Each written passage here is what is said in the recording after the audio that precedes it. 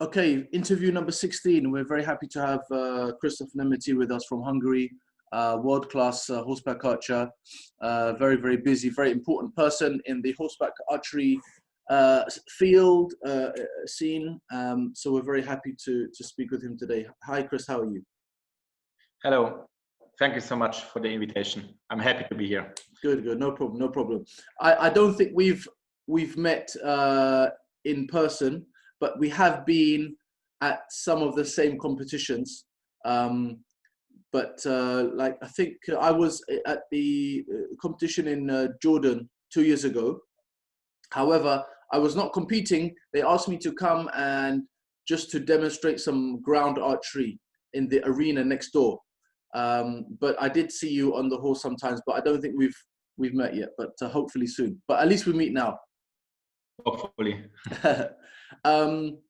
Okay, Chris, so, you know, obviously people that know you, they know your background and your history, but people that don't know about yourself, if you just give us a brief, maybe history about how you started archery and then how you started your horseback archery journey as well.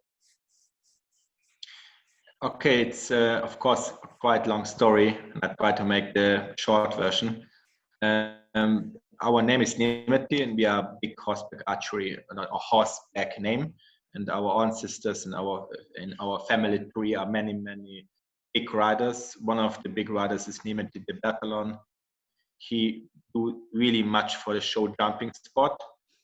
And my father's time, he had not the possibility to do the riding because of communism time, and there was not the time for riding. And he wanted to continue in his family that the sons, me and my brother, we start to do something riding. And first of all, we do voltige riding, and we have a really safe feeling on the horse, because of course in voltige we need to stand up and we need to make some really nice movements. Of course, the sport is for girls, and we don't realize how luckily we was, because we was two boys with 20 really nice women. But unimportant. We was too young to respect that enough. Yeah. And in the same time, we make karate, and we had the martial art part and the riding part. And we were searching for a new kind of sport, what's really the combining between the two. And then we saw that there is many horseback archery, many martial art schools here in Hungary that do horseback archery. We start to learn these kind of martial art arts. And in Hungary, it's the sport. It's one-time martial art, one-time tradition, and one-time sport. And this was really, we like it, and we had the riding skills. We had the karate, the martial art, and he was learning it. And in around 2008, I had the level, competition level. It means we learn how to shoot in competitions. And in 2008, I go out to Christian Schrade organized competition Erhocha. In 2008, this was one of the biggest European championships in the world, and this was the first time when he was bringing the horseback archery world in a way together. Because as the most people know, in the past, everybody do some different competition track. Hungary, we had the Hungarian style of competition, what's made for Mediterranean technique. We hold the arrows in the hand and we shoot like a machine gun. And of course, we are really good in that.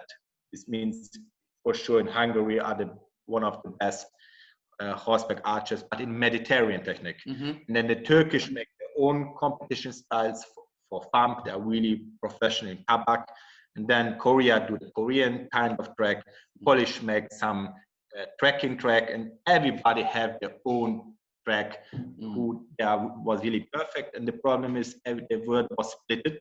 And Abdul in 2008, he say, come on guys, come together. And we make in a weekend one competition track what's better for fun, and one competition is better for Mediterranean. And the Mediterranean people need to use a quiver, and the rest need to use hand. And everybody, it was quite difficult because we was never practicing the quiver. But this was the first time he put us together. So it was lovely. So it was. I mean, through Eyoka and those competitions that Christian Schrader did, he made it more a level playing field, more fair. Yeah. Yes, he make it balanced, how to say, and the people's it was fair because in the beginning, when somebody's a quiver shooter, right to go to a Hungarian competition track, he have no chance to win because he will be for sure slower, and we can shoot really accurate from far. Yeah. The quiver shooters are really accurate from close and with fast horses. The old Hungarian competition track was made for slow horses. This means nobody go fast. Of course, in the beginning, we Hungarians, we go fast too. But time to time, everybody want in a way to win, and we was knowing what's the best tactic. And the same, of course, Asia do the opposite. Everybody go fast. The target was close, and the tiger could shoot in the tiger. It's really difficult. Yeah. And there are really, really good horseback archers in the world. But it was difficult, and Abdul made it. Immediately in 2009, he made the second European Championship, and I was 2 times winning it. And people was see me, and I'm a quite open guy, and I like to teach. And the people ask me if I can teach. And my mother is German, my father is Hungarian. I speak perfect German. Okay. English too, and I get invitations to go to other countries to make clinics, and I start to make clinics, and then people join to my school, and after time, now we have 28 countries who are working with us together right now. Great. In 2020, and our main center is in Pomas. We get a really lovely place from Herpa Shandor. This is a really nice wood castle, 27 hectares. And in the beginning, it was of course difficult because we had nothing. We have no horse, no saddle, no tracks, and so on. And we need to start to build up, to buy targets, to buy good horses. Because in the beginning, we had only renting horses. Yeah. It's good to think back how when somebody's fighting and somebody's doing it because of passion, and do it in a quite long term, and step by step you can go on. Yeah. One of the problems we have in the UK, maybe in some other countries, is accessibility to horses. So the UK, they have a very big culture of horse riding. They love riding horses, and they love horses. But horse archery is still very, very small in the UK compared to Hungary. I know Hungary has a long history of horseback archery and archery as well, so this helps. But whenever we have tried to approach or talk to riding stables, they immediately get very scared because they think the horse will get shot or something like this. So very, very rarely will someone allow us to do horse archery. So this has been one of the problems that I have found in the UK. But I think in Hungary, maybe because of the culture, the history, I don't know, or sometimes you just find a good person to work with, and they allow you to work with the horses. Was this your experience? Yes, I think in Hungary, the peoples are in a way close to it. There was in the beginning closed mind because they was thinking, oh my gosh, I give my horse for renting. Right. And then some stupid person will shoot on the horse and make hula hula, and I don't know what, and the horse will get crazy. Yeah. But I don't understand. The horses are, of course, they are often afraid. But after time, when you shoot on it, they will be much more safer. And in the same time, when we teach the horse for horseback archery, they will be much safer on the tracking, and so on and so on. They will be much more safer, and in the same time for children too, because when somebody cannot ride, and some bird is flying up and the horse jump away, then that accident will come. Right. All the archer horses are quite safe. Yeah. But I think the most positives in Hungary, we had many big horseback archers who make shows, who make this sport come much more common, and people was immediately knowing, oh, horseback archers are these guys. And we have here in Hungary a few hundreds, few thousand, I don't know exactly, because we have registered competitions and we had hobby horseback archers. Yeah. Quite much. We don't know the exact number, but in Hungary, immediately people was hearing that. And when some horseback archers is coming, he was telling a really good plan, then the most people are open. But I think the same will happen in England and so on. Only there need to be persons who make shows, big horseback archery festivals, and when people see it, and then people will see, guys, this is cool, this is good looking, this is something special. It's not only horse, the rider and the horse need to be working together. I think it can be happen that in the horseback archery world, the stables will open and they will let us in, because it's a lovely spot. Yeah, I think so. It's a matter of time. It will be slow, but like you say, I think doing public shows and things like that will help the general public learn about horse archery and come in contact with people who can teach it as well. So tell us. So today, how many people at your school? How many schools do you have? How often are you running? Is it full time for you? Do you have another job, or what's the setup? In the beginning, I finished the school. I was starting to teach with 16, and we get the official teacher papers.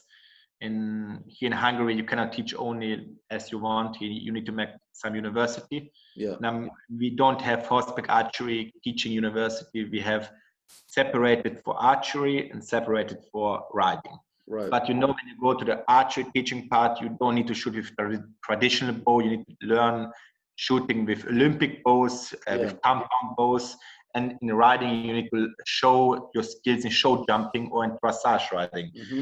We had the bad luck, we need to learn both, because of course we are using it in a way. Of course the compound archery not so much, but it was good to learn it because we see really similar things. Because when we look Olympic archery, it's really similar to our archery. The same, the dressage riding. These are the roofs in a way, or the basics of riding sports in a way. And we learn much, and we have really, really professional teachers. That was open, and that was telling us what to do, how to do. Of course, there was not horseback archers, but was thinking with us how to build up the sport. And then we had much knowledge. We was thinking to teaching, but we have example the problem. We go to a clinic and we tell guys, teach the horses. We had the skill to teach, and then we tell them, guys, buy equipment, buy target, buy something to go on. And because in horseback archery, the riding part is one part. It's really important to have a good horse and a good saddle and a good back. And this is madeable. But in archery, you need only a good equipment. You need to know what to do exactly. It's unimportant that somebody shoot with which technique, because I have students from Persian technique till the farm technique till the Mediterranean. This means I'm of course a Mediterranean archer, but I love all the techniques, and I think somebody can win with every technique. Only you need to practice. And I was telling the students, buy the bow and buy a bow for you. This means don't go in the shop, because when you go in the shop, what will happen? You will buy some bow, but for sure something will be bad. And the problem is in the bow equipment, there are around 7 points. What's really important. Example, 3 of them is really important. One time the poundage, one time where you need to pull to close the shoulder blades, and it needs to be working on this position. And the third problem is grip. How grip, because it's not unimportant. You have a Persian grip, or you have a grip, because in Hungarian technique you hold 14 arrows here. It will move and you have problems. And of course the distance between the bow arm and between the string need to be quite big to put the arrow between it. And it, of course in the same time fast and no hand chop and so on. To find this kind of bow, you don't have the possibility. You cannot tell go to this guy, because there was many bow makers, but they have of course stock bows, and they want to sell the stock bows and not to make a new bow. Right, of course. First, because it's really difficult to make a bow. Really, it's. I was seeing it with my own eyes, because we have our own bow production. But for sure, I will be for sure not a good bow maker, because it's really much high level of work. And we was searching, and now we have bow makers that make the bows. But in the beginning, we don't have our good bows. The second problem was the arrow. Because in normal field archery, people's using 32-inch arrows maximum. Normally not longer. Only when we speak about Japanese archery, they have of course 37-inch arrows in bambus. But this is a different spot. Yeah. And we were searching arrow what's fast, not always straight. And we had the carbon arrow coming out in, I think, 2007 around. It come out because in the beginning we had aluminum arrows, but they had many problems. Yeah. And the problem is the carbon arrow. To have a long version of carbon arrow, you need to pay much for the shaft. Of course. Then we were searching, and we find producer who make really, really good long arrows, what's really fast. And then we find the Gotch knock example, and we speak with Emrah Gotch. Yeah. He makes really, really good knock. We did, I think he was the third person that I did the interview with Emrah. So very nice guy, very, very good guy, yeah. No, I like him much. I hope I will meet him this year. Yeah. But it's really difficult to find good equipments, and then slowly we had, for right now, we have a really good horseback archer saddle. It was really good for the horse too. But in the beginning, it's difficult because there's no help and no supporter, and the people need to find it. And every equipment take months, years to produce it, to find it. And now we have a really nice equipment assortment. Okay, good. And I get in the same horses. Yeah. I wanted to ask, like you said, there's many different shooting techniques and so many different types of bows, and of course, everyone has their favorite or preferred style of technique to shoot and type of bow. But for your style, for Hungarian, you are keeping to a Hungarian style bow, and now you have your own manufacture of the bows. Is this right? Yes, but we have for all techniques the perfect bow for right now. Right. In the beginning, we made only for Mediterranean, but I need to say for right now in the horseback archery world, close to be 65% are Mediterranean thumb archers. Yeah. Pulling with thumb or Persian. And only around 35% are Mediterranean technique. And it's no problem because, many countries do the sport because of tradition. Yeah. They don't change because the tradition is, a hard thing. Sure. They will never change. Unimportant. I will tell 2 to 3 fingers, and this is the best. But of course, there's no best. It's only practice. It's. I think it's whatever works for you and whatever is best for you, isn't it? Yes. It's a sell like with a car. What car is the best? Yeah. Every car is good. Only you need to feel. Right. And this is good. Good. Because this is the reason. Except the EHA, but it's start to build up, and now it's as I know the biggest organization, and I'm the board members, and they do the same. That they make 3 competition styles. One time the Polish track, they changed the name to hunting track. Okay. They had the old Hungarian, what's now tower track, and the Korean track, what's the tiger track. These are the same. We have 33% the chance to win. This means every kind of technique can win. Yeah.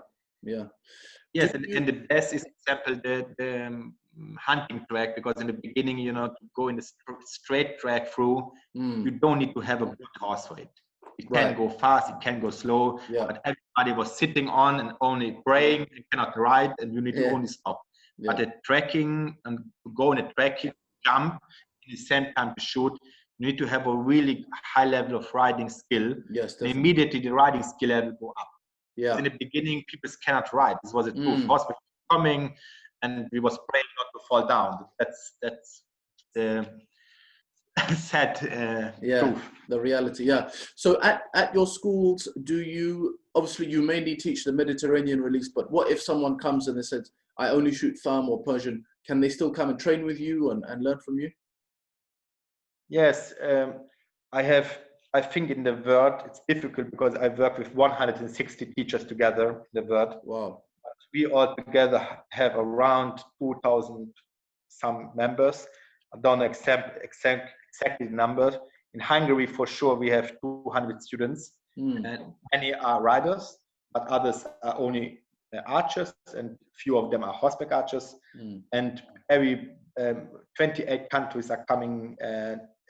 I fly or they fly to us, to Hungary, and we make clinics for every kind of techniques. Of course, we are we make an invitation with the best teachers, like with Vita, who's really good in riding skills. He's one of the best shooters in FAM. We was planning to invite example Cosme Mihai. He's one of the best shooters in Persian technique and one of the fast pressing fast. Ali from Iran, or example Wojtek with his FAM technique. They are really good, and we try to put our knowledge with their knowledge together. Because I can teach, FAM archery, but the people like more to teach with a person who really can do it too. I can explain, but to do for sure I cannot. They are really good, and I like to work with them because they are lovely people and they are really good. And in the same time, when somebody is coming, we can teach, of course, any technique. We have example Lokotov Valentin, one of my teachers here in Hungary. He's one of the best Persian technique artists. This means we here in Hungary, we have all the techniques too. It's good like that, I think. That's good. Yeah, no, I remember now seeing it was a flyer or an advert for some of the courses that you mentioned. So you're working with Ali, with Mihai, with Wojtek. And I think this is good because, in the beginning, as I'm sure you know very well, there's always, how can I say, politics or problems, this group. But if we can work together, this makes a more positive attitude for the sport and for everyone looking at the teachers. They say if they're working together, then we can also work together. So I think this is very important. I think this is the only way to build up our sport big. It means, like an example, when you have only one arrow in the hand, you can break it. But when you have 20 arrows in the hand, you can try, but you will never break it. And then we are breakable. And I think for right now, our sport are quite small. We as I know, the EHA, we have 48 countries, but when we want to make it official like a big sport, and we want to make a federation, this means we need to have 50 countries, 10 clubs around, and all the clubs make a federation, and all the federation make a world federation, and then we can go to the direction of Olympics. Of course, when we want to do, it's always a question: is it positive? Is it negative? Because in Olympics, it's always the question what we want to do. I'm pretty sure our sport have the possibility to go in a much higher level. And when we look the line how fast we grow up, it's really amazing. I need to say. Example in the EHA start in 2000 around I think 10, as I remember. And after 10 years, you have many postal matches. People can really to do this in every country. Every time the postal matches are changing, this means that every time a new competition style, you need to practice. And then there are the Grand Prix that the nations are coming together. And really these competitions are not only competitions.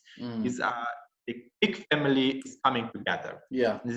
Nobody's jealous. Nobody's saying, okay, shoot that. Everybody's happy. It's unimportant who win. We all was winning. And then we can speak that we have every first year the European Championship and every second year the World Championship. Of course, this year we would like to organize this in France. Alain Legal was the organizer, but he have the bad the COVID this year and organizing problems. Hopefully he will do it next year because he wants to do example the World Championship with 250 members. This is amazing in the horse, and of course everybody's supporting him. And I was the person in 2018 I make the first EHA World Championship with 24 countries and 107 competitors. And I get much support because everybody in the beginning say, wow, Christoph, you're really good. I have a really big team behind me, really big helpers. I get the government support. And I'm not alone, to make a big event, you can do it with many friends and many partners. And you need a lot of help. Explain to me the difference. So EHA stands for what? What's the EHA is International Horseback Archery Alliance. Oh, okay, International Horseback. Okay, yeah. So what is the difference with IHAA? They want to become like a governing body for archery, yes, internationally.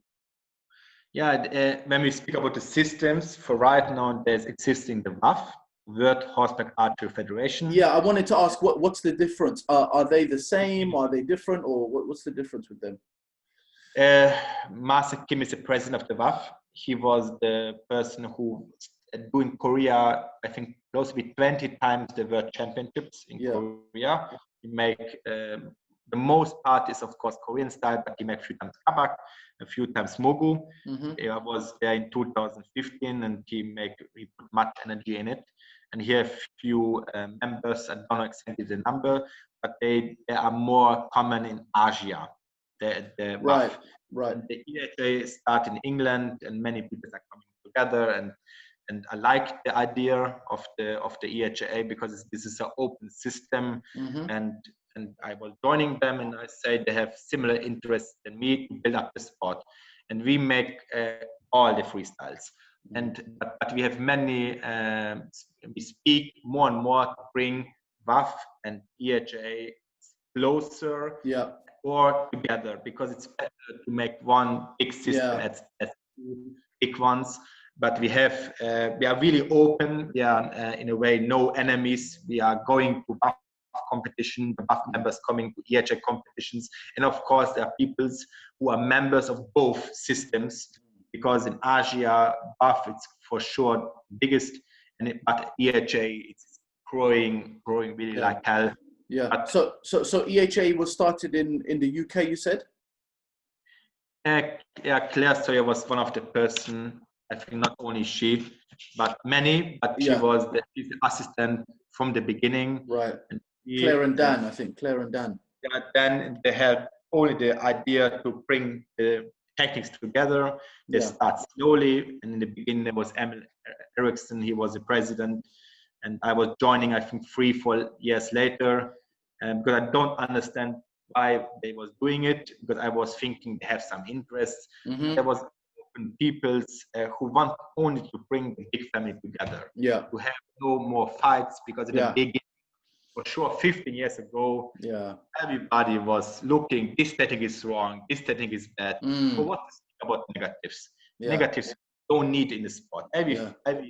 In every person you can find the positive parts. The same with techniques. Yeah, sure. No, definitely, that's good. I think I will probably do an interview with either maybe Dan or Claire or someone from the IHAA. Okay, I want to move on and just talk about how do you train a horse for horse archery? Is any horse possible to use for horse archery, or only certain breeds?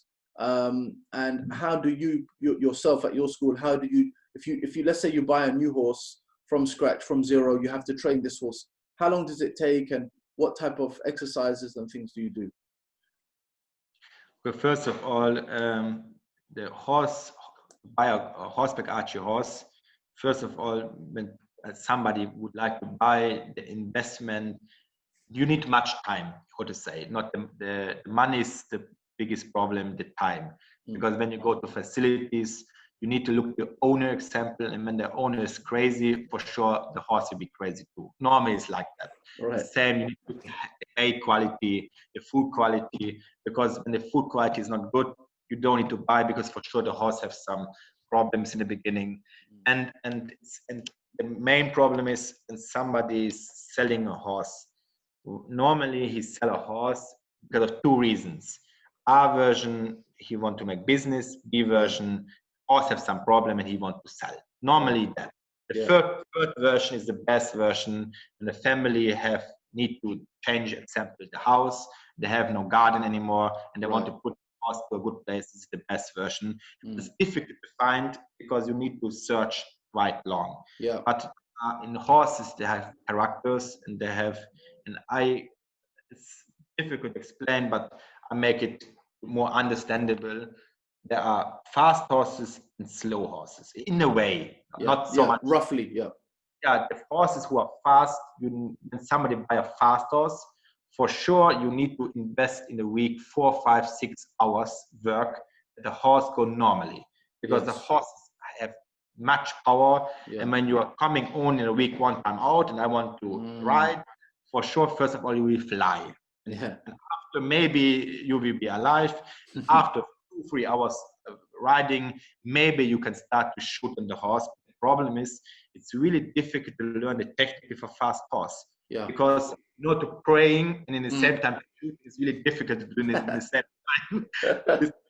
I think it's not the best horse. A good fast horse is good when you're a skilled archer and you are good.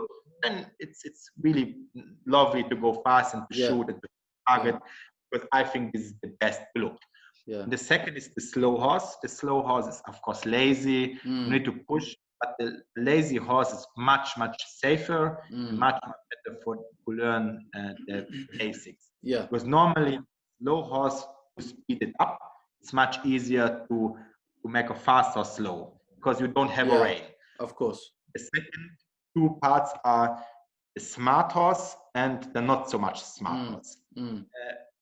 I think, okay, the smart horse you need to teach much longer, but when the horse is understanding it, he will be much more safer. Yeah, and he will do always the same. When the horse goes slow and do always the same is the best. This means we try to buy the not so smart horse and the slow one. This is the best for our school. Right. But if the smart horse, when you're really good rider, you have the skill and you want to have some fun, then the smart horse is good. But the smart horse can be dangerous because when I'm not so good skill riders buying a smart horse, for sure the horse will be the leader, and then the end will be for sure not so nice. Yeah. When you go to competitions, I know it's not possible to take your own horses. So how do you go about choosing the right horse for you, and how long do you have to choose a horse? In competitions, we have normally 1 day or a half day for choosing a horse. It's always depending what kind of competition or where you go exactly, because there are the big organizers, the common organizers, and when they do a competition, for sure they have many good horses, and they know in the beginning you are coming, you are not so good rider, you need this horse. Right. And they make up a list in the beginning and they choose.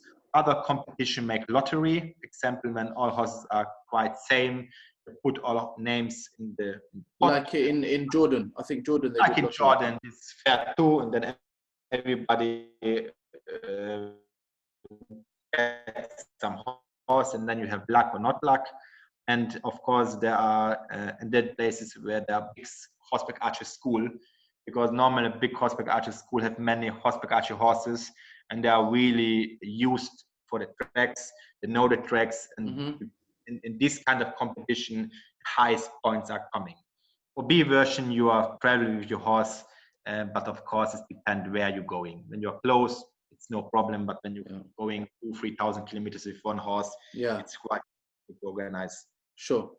What about? Of course, with the horses, the horse needs to be not a rabbit. It needs to be a safe horse. When you buy a horse, you need to shaggle. You need to check the past. It's easy, except you put your hands up, and when the horse head go away, then you can see that the horse was always hitting without any big reason. There are many tricks, example, you can buy. But I think when somebody wants to buy a horseback archer horse,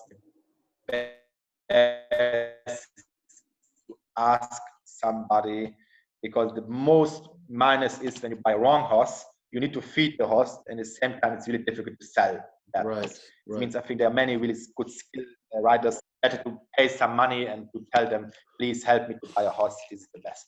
Right. Okay. Also, when you're riding, especially in either practice or in a competition, how important is the right saddle, and what is a good saddle for horseback archery? For right now, in the beginning, we had of course only English saddles, and we put on the English saddles front and back some carpet. In a way, it was a carpet was rolling on, like a rug.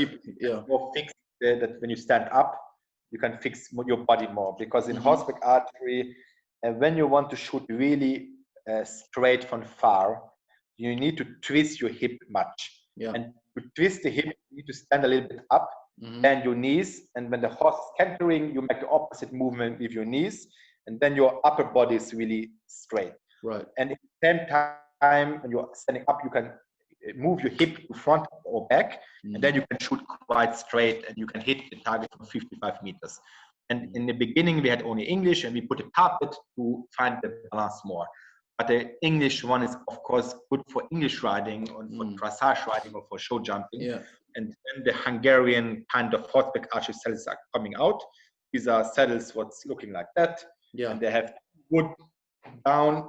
It's good, this kind of saddles, when they're, I don't know, around 750 euros around.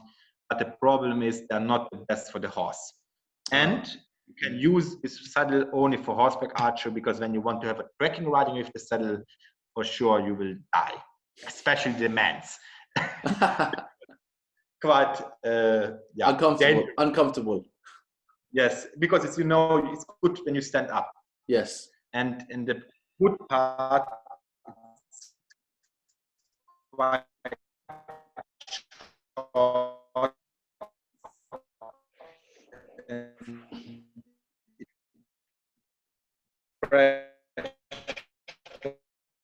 horse on 2-3 perching, and at the same time it need to be a horseback archery saddle up, and it need to be good for riding too. And we was working with Alan with the saddle, and he was finding a producer, and he invest much money to make a saddle what's down really like a Western saddle. It's perfect on the saddle, and up it's like a Portuguese kind of saddle, and it's really good for riding, perfect for riding, I need to say. We love it. We have 3 and we want to buy 2 more. At the same time, it's really good for horseback archery. You can stand up and really twist, and it's good looking because it's only leader. And in the most important part is good for the horse, because you know when the horse really comfortable, for a long term the horse will be hurt. But this was really much work, because the saddle come out last year, but we have so many orders that it's so difficult to produce. But this saddle you can change everything, upper part, down for the horse. Right. It's lovely, good. Okay, it's not so cheap. It's around 1,450 euros. But how to say, compared to an English saddle, it's nothing. 2,000 euros. But I like my horses, and I think it's better to have a saddle that's good for the horse. So you working with Alain de Gaulle in France to make this saddle, yeah? Yeah, we're working together because I have many customers.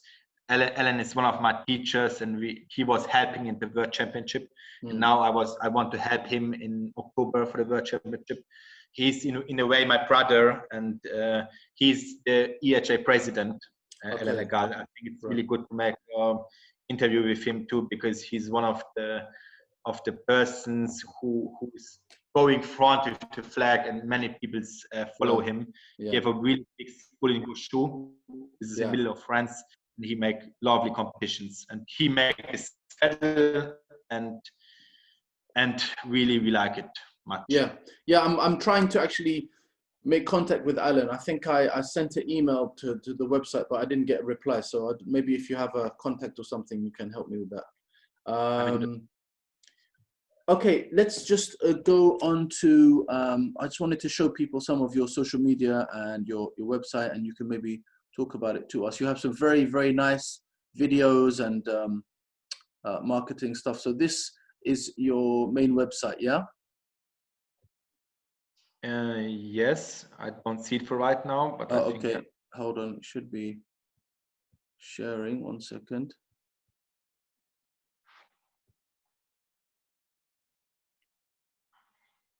Just hold on. Okay.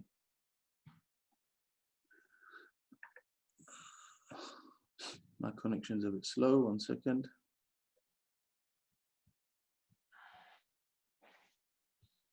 Let's see if we have.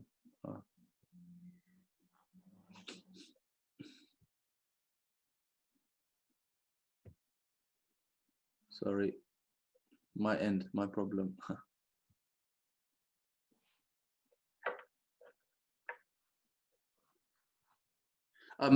While we're waiting for this to come up, I guess what is your schedule of training? How regular are you training and teaching, and how many hours each time? I especially I was practicing much from 2005 till 2015. I was practicing in a week for sure 3-4 times, and this means riding, horseback, archery, and archery. For right now, it's difficult because I have so many students and I have so many administration work, and I'm organizing, and I have business meetings, right, and interviews. Example, now with you, but I go many times in the Hungarian television or to the newsletters. It's difficult to manage everything, but now I try to practice in a week 1 or 2 times. But I think often, as I know, last year I win from 11 competitions, 6 or 7. Wow. People ask me how can I do it without training. I think the main part, somebody need to practicing quite long, many, and then you can make less trainings and you will do similar good because you feel it in a way. Yeah. But the most students here in Hungary, they're practicing in winter 2 times archery, 2 times horseback archery, and 1 time riding. And in front of a competition, they have 3 times, 4 times horseback archery. Normally 2 times archery. Means it's going up for a competition. But when you have a really good, safe technique, you can shoot good. The problem is when you have a not so good bow and bow, what's example too heavy to pull. You cannot feel the body. You don't use your bones at the pulling. Then immediately it's so difficult to concentrate, and you will shoot. You need to have much more training to do the same as if a good equipment. Sure.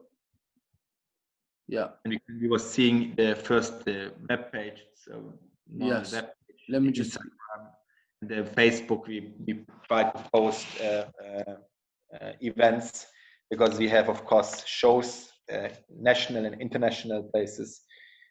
We have many clinics all over the world. Of course, now because of the COVID, we are canceling many clinics. Sure. We have big international competition in the summertime for people who want to come, and we try to do every year 1 international competition for everybody and 1 international competition for the kids, because we think it's really important to make competitions for the new generation. Definitely. Here we can see, when you go a little bit more up, here you can see the 2 world championships champion with the red kaftan. These ones? The 2, they're brothers, and one of the best horseback artists in the world. And down part, you can see the EHA community, the 2 presidents, the old president and the new president, and the organizer team. And this was the biggest competition. And hopefully, Alan will do the biggest one because he has many contacts. And I think he can make a competition with 250 competitors. This means he need to make a competition that around 5 tracks are in the same time working. He do it with 3 tracks, and it's really difficult, but he have the support of the FFE, is the French horseback, the French Riding Federation. Okay. We have many contacts, but you know, without friends and without partners, it's really difficult to make a big event like. Sure. That. So you're saying these are the top archers in Hungary or worldwide for horseback archers? These 2. Worldwide. Worldwide. They're brother and sister, or is this just friends? Brother and sister, yes. Wow. Okay. Difficult because Agi was the first one who showed in a way the word. But of course, there's Anna Sokolska too and Anna Miknin. Yeah. And the 2 good horseback archer women. They show the word. The women are in a way same good like men's, like or better. Right. Because we had at the beginning some meetings with the EHA or with the board members to split the women's in a separate category, because in the beginning we had bow example 24-pounder bow 10 years ago, you need to shoot quite high. The men's 30 pounds and they shoot quite straight. Yes. But now the technology goes so up that for right now 25-pounder bow, example what we produce and other bow makers producing too, are quite flat. Yeah. The women have a really good feeling for the sport. They feel the horse better, they feel the bow better. And immediately there was much better, and Archery was beating many of us. As example, Anna Sokolska was winning Iran competition in 2018. Yeah. And Anna Mikinen was second place, and the women's was on the top. And then we was sure, okay, now we need to split. Women separated from the men, so that we have a chance. Because they was the inspiration for many women. Because really in the beginning it was like that. Now it's really same level. It means the woman can shoot, same high level shooting like men. There's no. Yeah. I did an interview I think last week with a girl from Malaysia. What's her name? Emira, I think, or Amira. I forget her name now. But she was the girl from Malaysia, Muslim girl. She has a scarf, and she's also, she's representing, very well for women and Muslim women as well in Malaysia. And she's at the moment, I think, the only kind of horseback archer female in Malaysia. But hopefully, in the next few years, there will be some more joining her. But I think in Hungary, you have many more young people coming through, and yeah, like you said, horse archery is equal sport for men and women as well. Yeah. Yes. In the beginning, it was not like that, but now it's really. I think we have more women like men. It's a good news for the men, of course. Yeah, of course. Yeah. But it was in the beginning we had many men, but for right now, there's no problem. This means the power of the bow. Of course, women use a lighter pound, but the speed of the arrow is really close. Really, and the only difference is when you shoot from really far. But these are only 2 arrows. This means from the Hungarian track, the first and the last arrow. Yeah. But they're shooting in. I see, of course, Anna Mikinen or Anna Sokolska, or many women. They're shooting so accurate. I need to say, I'm impressed. Yeah. Of course, a few of them, I'm the teacher. A few of them, but they're really good, and I like them. And many women looking them and they say, I want to be like them. Sure. This is. We need this. In the same with the kids example, there are we had the youth world championship in 2019, and we had 4 categories for the younger. This was from 9 or from 7 till 11. 11 till, I think 13 till 17, and 17 to 22. Yeah. And it was not so, inspired from the 70 to 22, because they are really good. They're one of the best. Yeah. When we look at kids, they're coming with the age of 9, 10, they shoot really 8, 9 arrows. And in France, they have really good horseback archers too. Yeah. They have same level. An example, 3 times France children was winning. Of course, in a way, I'm the teacher of them too. Yeah. This means really happy to see that. But the kids have really the feeling to shoot quite high level. Yeah. And when somebody looking from outside, or some families, they can see that really a 10 years old kid can shoot impressive good. This means everybody can do when they want. Sure, definitely, yeah. I want to ask you about in terms of now, like technique and method. So Hungarian method is very well known for having all the arrows in the bow hand. Is there any reason that you do not use quivers? Is it because this is quicker and more efficient? It depends. Yeah, for right now, because we are EHA members and they are the biggest competition, there are 3 tracks. We use one time this technique for the Hungarian kind. It's good because the bow is always up.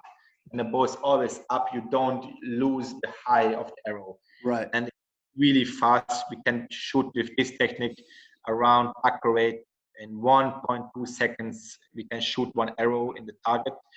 And most of us shoot from 13 till 11 arrows. I especially shoot for right now with 11 arrows because I'm not so much shooting. I was shooting in the past a little bit more. Yeah. But it's always important to shoot as much as arrows you can hit the target, not 20 and everywhere, because it makes no sense, because you don't get any points. Yeah. And Korean competition style, what's for right now tiger, we need to use quiver, and we have a front quiver with 4 holes or 5 arrows are in, and they are loading from the quiver. And from the polish track, what's for right now the hunting track, we have a special side quiver, and we can put 36 arrows in. Get arrows and we put it in the hand and we are loading. This means we have for every competition styles a special quiver, and they're really good working for our technique. But of course we have farm quiver to be producing in a way every kind of quivers. But the thing is, it needs to be only usable. We have some design on it, but then it's good looking and it's really, you can use it, then you can shoot high level. I also want to ask about, you talked before about the grip on the bow. I think maybe this image, I'm not sure. But you know, sometimes the grip you have, the index finger is kind of not fully gripping, if you know what I mean. Is this? I can show you here. Yeah, let me. We have in the Hungarian technique, we put our wrist front. Right. Because our fingers need to be free, and with this method we can use the bones. But when you're holding like that, first of all, this will be really stiff, and you start to push the hand down after the shot. Yeah. You use much energy. At the same time, you cannot do because your arrows are here. When you do this, it will be really painful. Yeah. It's holding the bow like a pistol grip, like Olympic archers. Yeah. And then immediately there are no problems. But example, I do, you know, many clinics, and I see many newbie coming horseback archers. But the main problem, as I see, that people like to move the bow down or up or left or right after the shot. Yeah.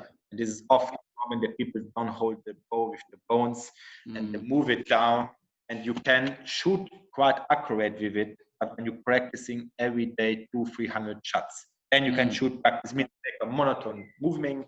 You put the bow hand down, you put it many times, and then after time you will hit. But the problem is when you don't practicing so much and you don't have the time because you have your job, your family, and so on and so on. Yeah. And you have practicing time for 2 times in a week. It's much more easier to make a straight, fixed move. You shoot, you don't move your hand, and the arrow fly sample up. Then you go a little bit down with the hand, and then it will fly in. This means you make a little correction, but you can do the correction only when you make exactly the same movement. Yeah. Then you can correct, and when it hit the target center, then you copy the movement. When you do every time something else, you cannot copy. You cannot correct this movement. This means this is the same in Olympic archery, because of course the Olympic archer both fall in it, but they have, this is totally different. They let the arrow go out, the arrow fly out, and then the bow this little hole drops over. Yeah.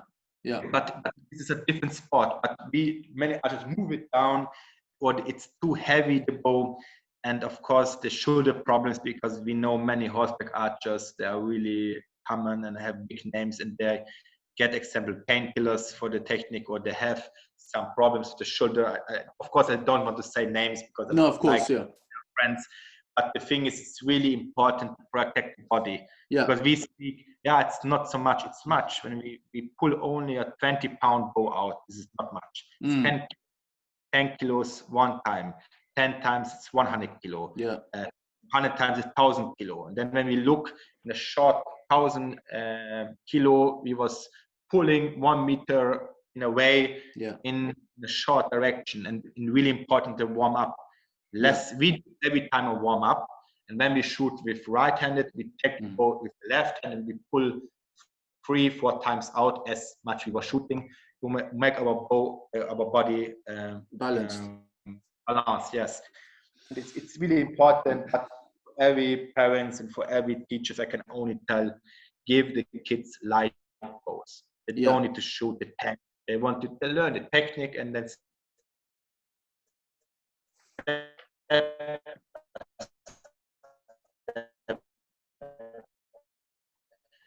go higher, but we shoot with really, hopefully, this means better to have light bows and use a technique. Yeah, it's like I was speaking. We did an interview with Murat Özveri from Istanbul, from Turkey. He doesn't do horse archery, but traditional Turkish archery. He's specialist, and they have a traditional technique called kepaze. Kepaze is just pulling very light bow many times just to get the muscle memory and the muscles correct and practice for that particular move.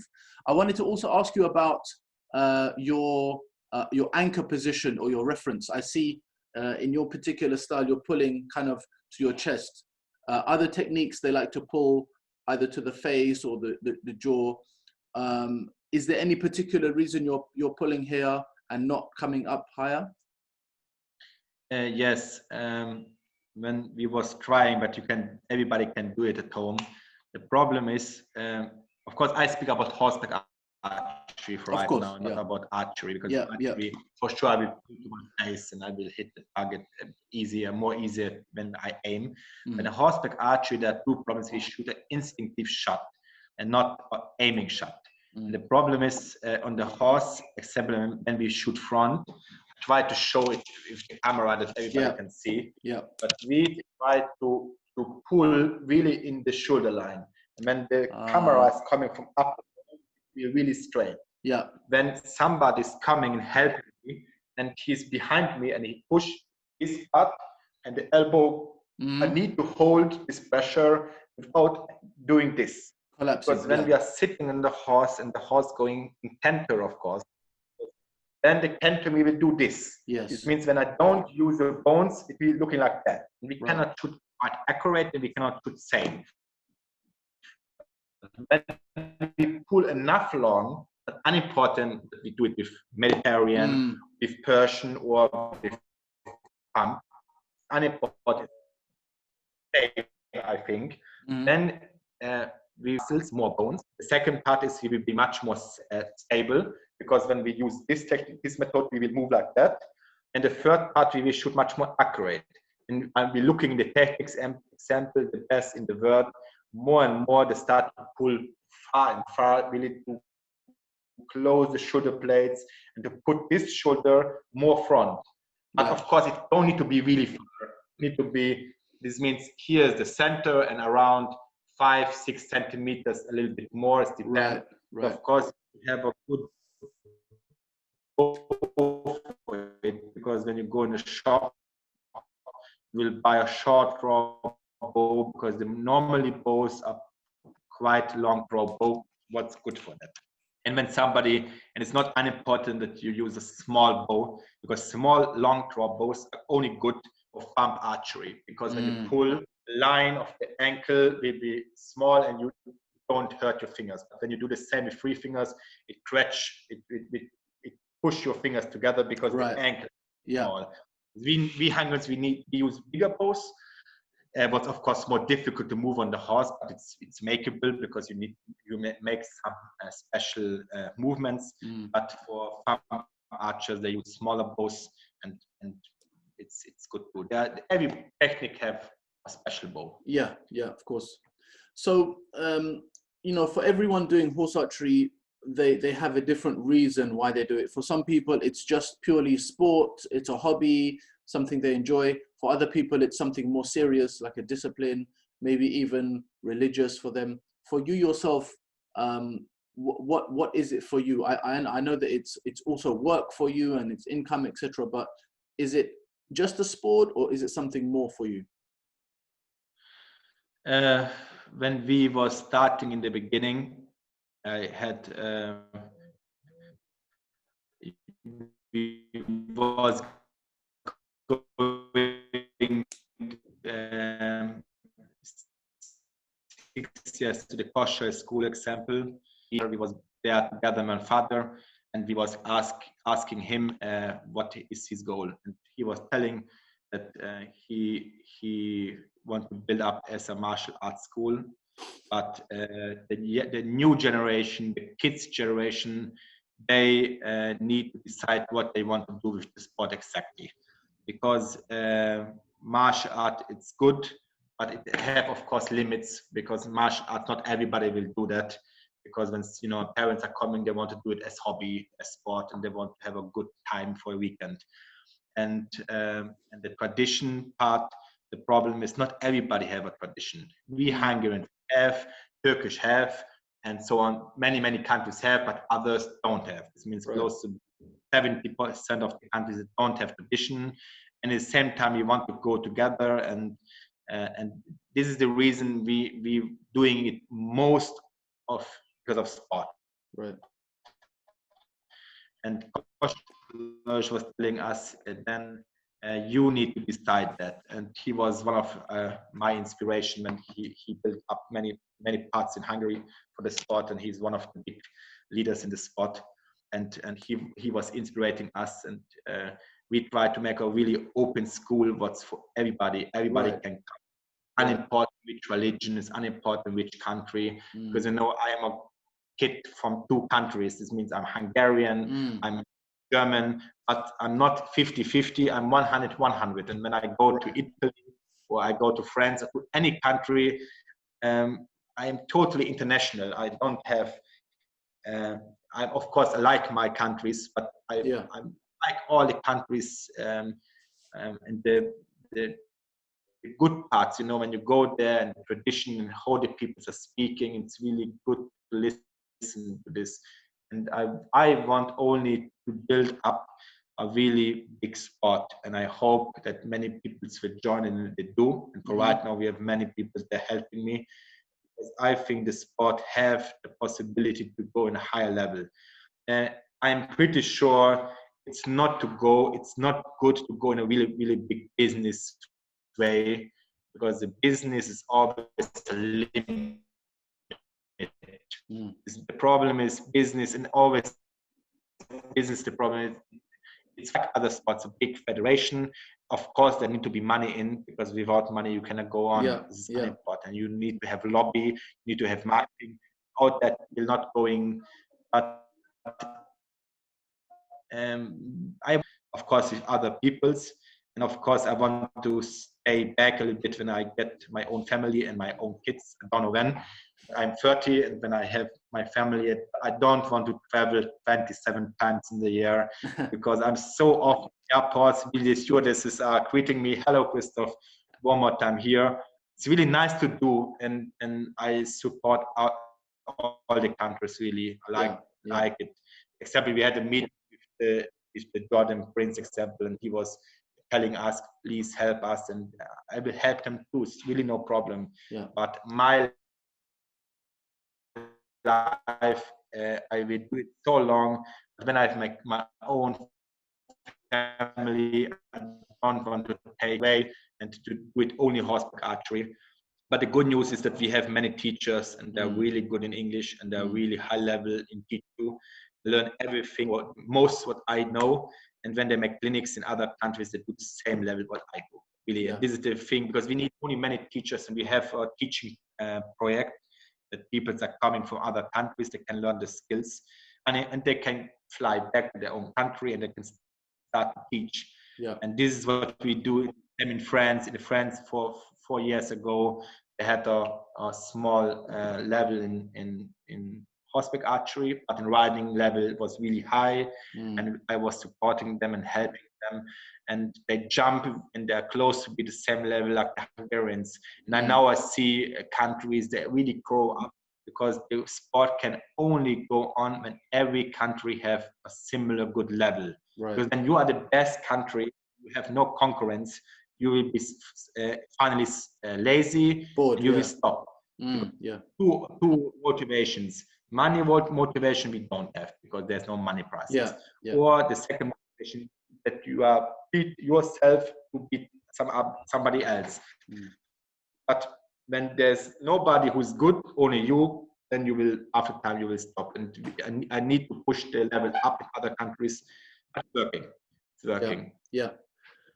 Do you think, in your view, that, and is it something that you would like to see, that horse archery will get to Olympic standard, or you think this will be bad for the sport?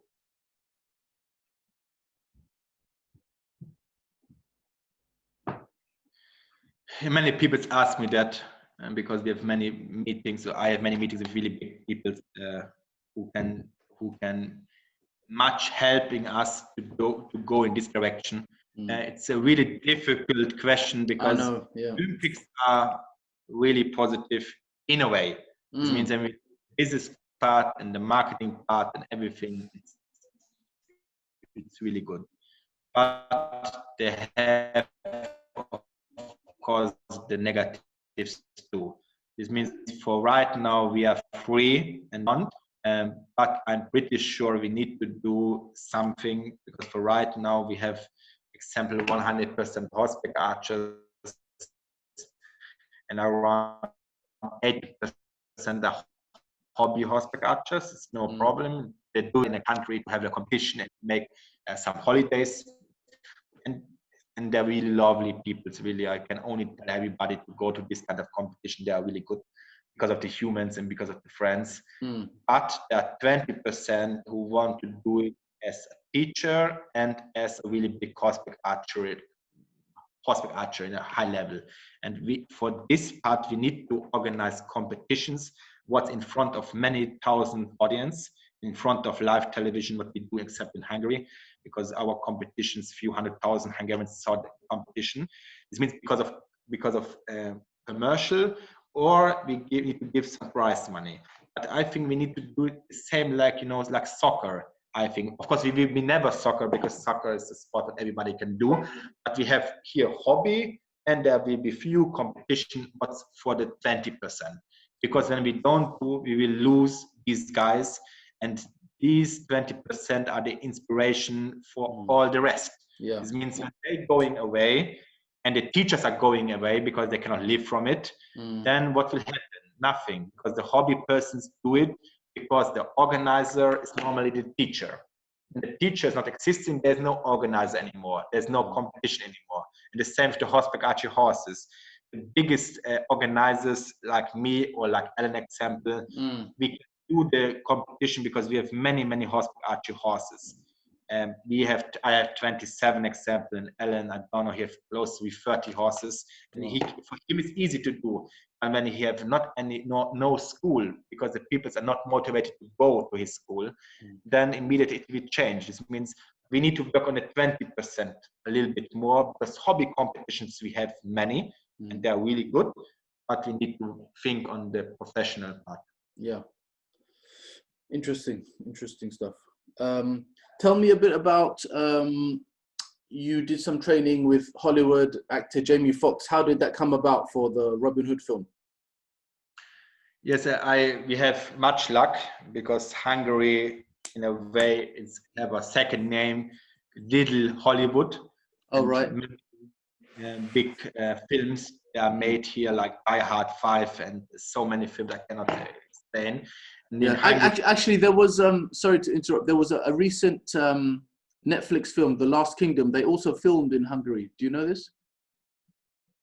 I don't hear this, but it was about the history. It was the history.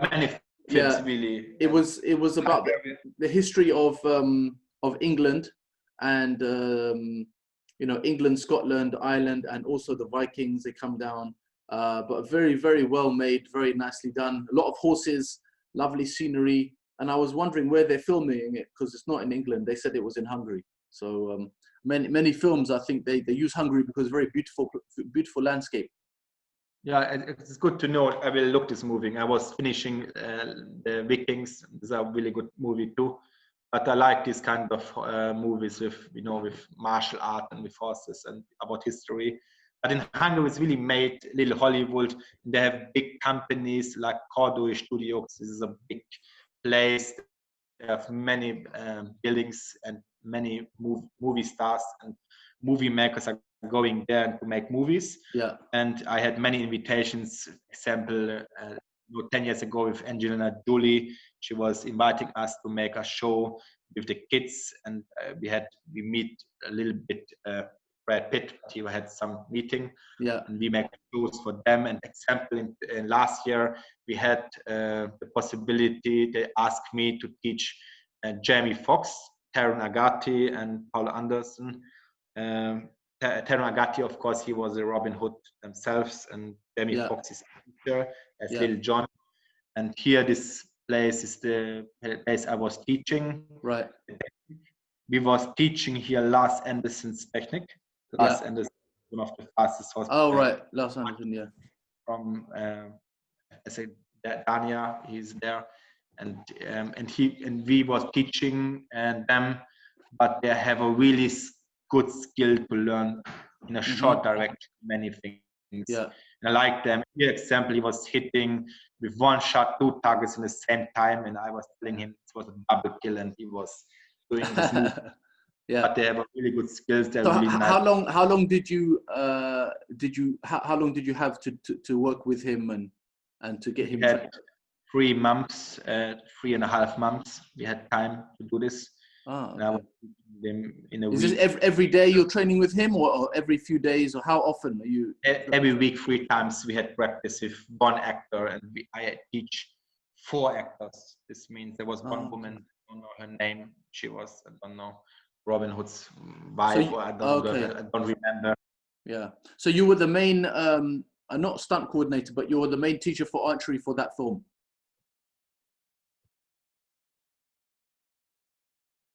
I was one of the teacher trainings with Lars and with one other guy, but we was teaching. I was teaching him many times because, you know, Lars is not living in Hungary. Yeah. And he was showing me the technique, and I was learning his technique quite fast. Yeah. And we was teaching his technique. And an example, Paul Anderson, he was shooting with the long bow. Yes. And he was shooting with our technique. Of course, not the same, because, you know, longbow archery is not the same like horseback archery. Yeah, but of course. No problem to teach any technique, because they are really similar. I think only the loading is a little bit different. Yeah. Where you pull and the arrow which side, but it's same. Yeah. And, it was really lovely guys, and I meet many friends. But 3 years ago, I was invited for the Hercules movie to Ben Johnson, all these masters, but I don't have time because I need to go to some country for 4 or 5 months. Oh, right. And it's so difficult because so many students, and when I leave, immediately my school crash. And for right now, I have the level to move a little bit more, because I have really good teachers. They teach in Hungary without me. This means when I go, because we have in Hungary 12 really well-trained teachers, and they do the same what I do. Excellent. I wanted to, tell me about, we're just watching here another one of the videos that you made, which is very nice. Tell me about, and I'm sure many people ask you also about, you know, controversial topic with Lars Anderson. How well do you know him, and you know, what do you think of his techniques? Did you learn anything from him? What's your experience with Lars? I was speaking with him, as I know, 4 or 5 times. When we was meeting the first time in Hungary because of this cinema movie. Yeah, he's a really nice guy. He have a really fast technique. Yeah. At the same time, we make some commercial video with him together. When you want, I can show you. We was both shooting. He is for sure really fast. This means I was shooting his technique. And I need to say, I can say that he's one of the fastest, or the fastest archer in the world.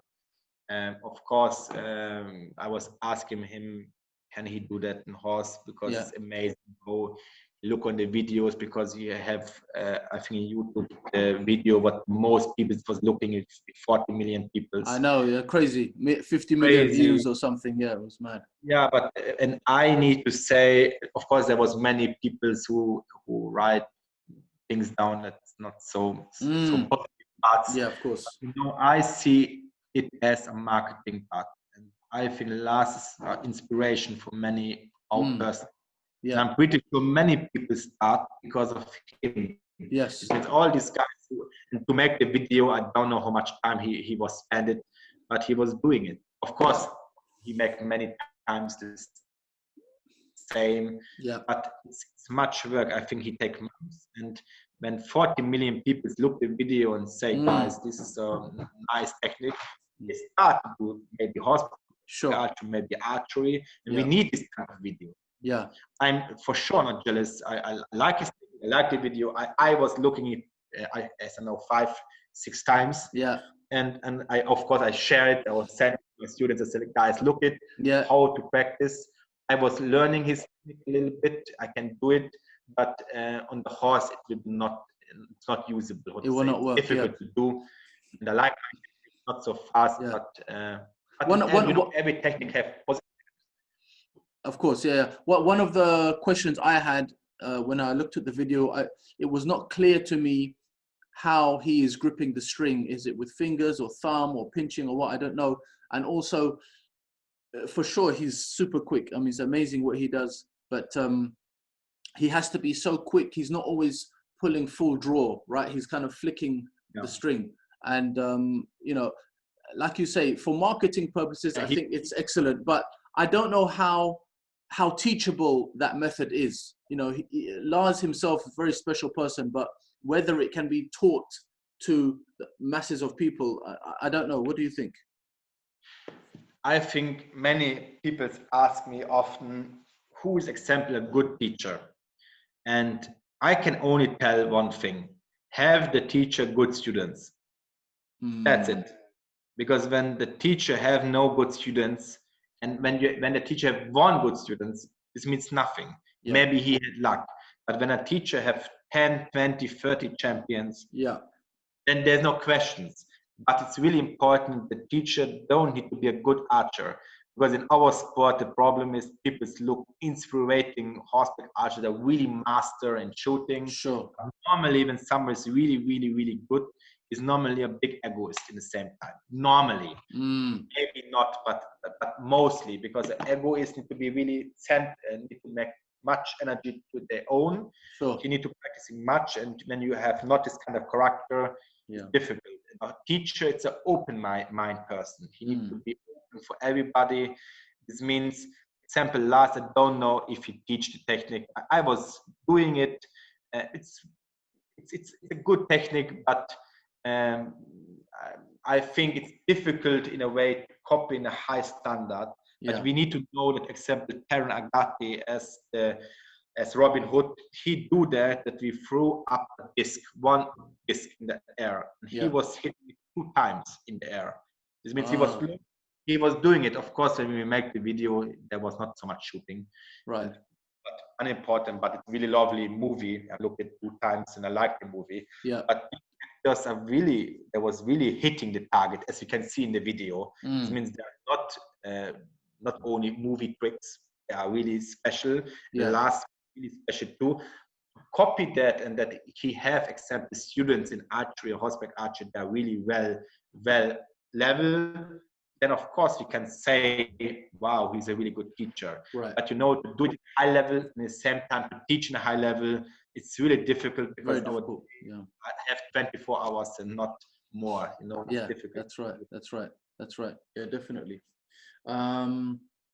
Okay, just one question before we maybe finish off, or few more questions.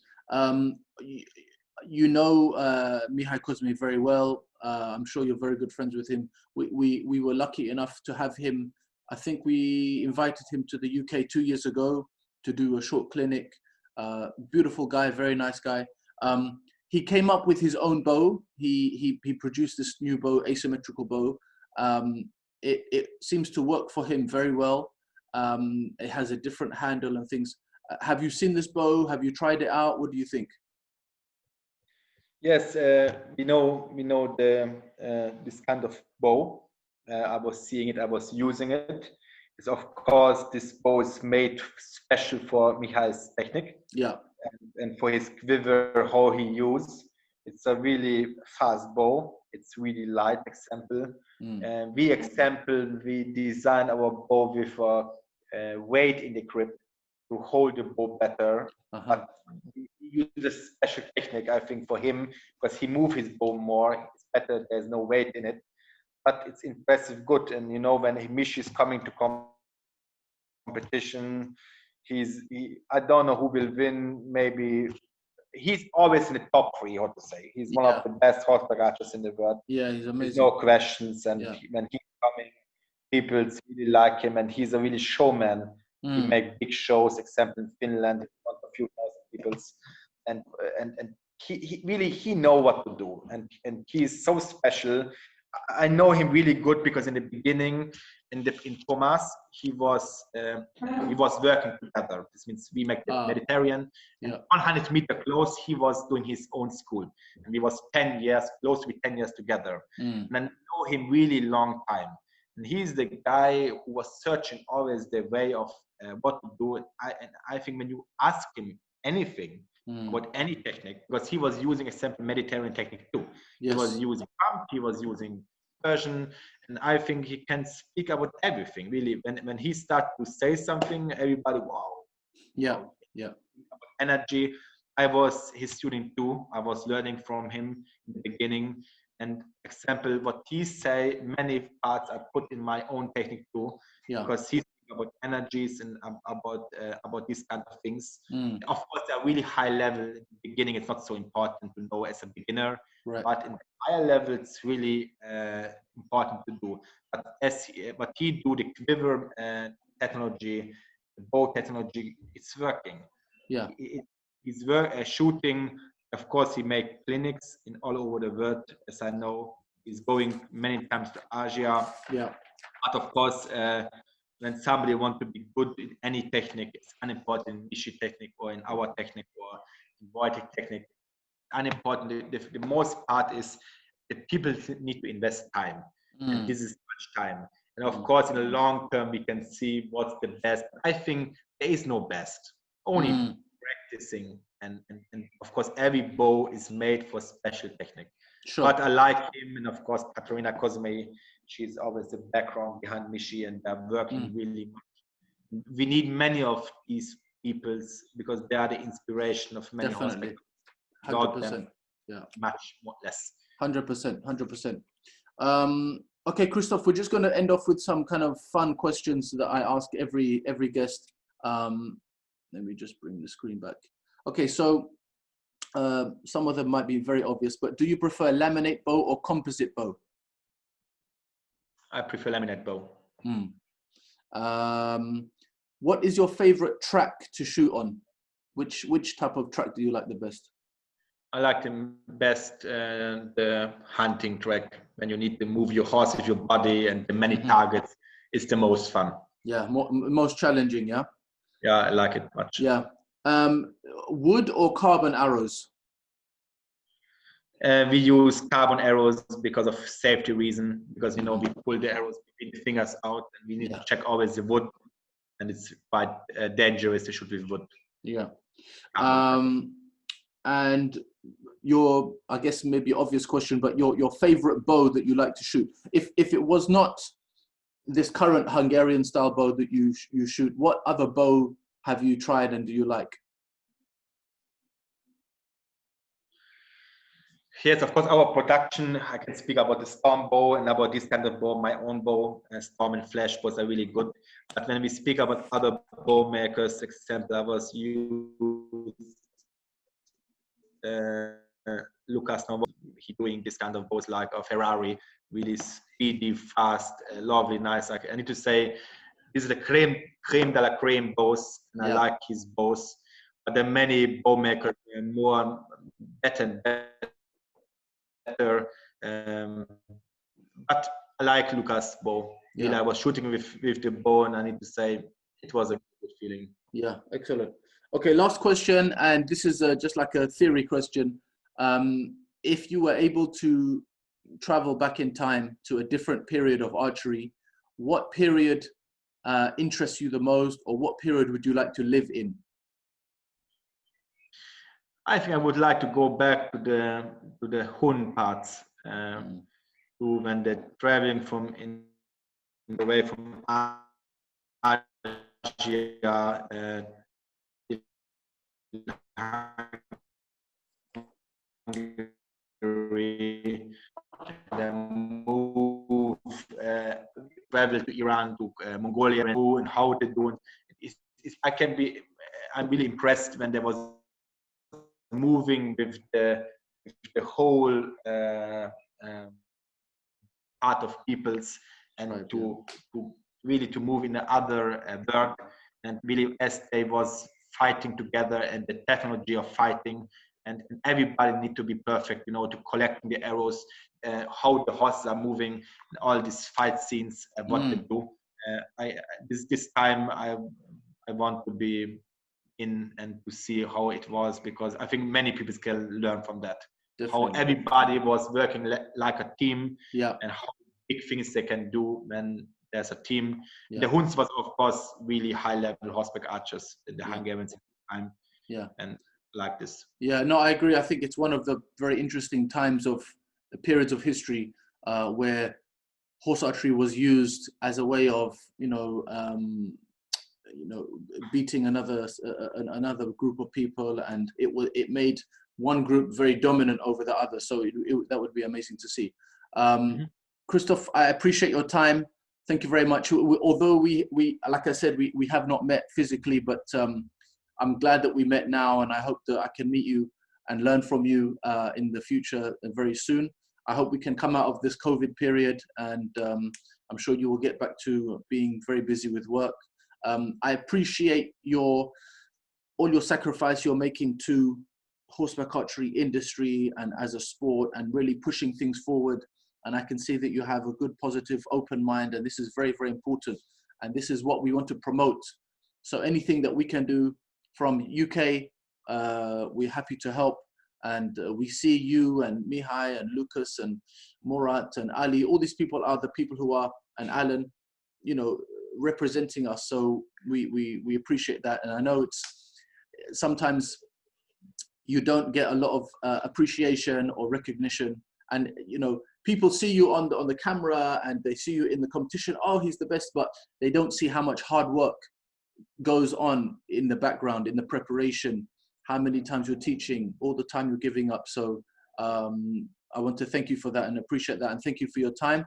And I hope that we can meet very soon. Thank you so much for the invitation one more time.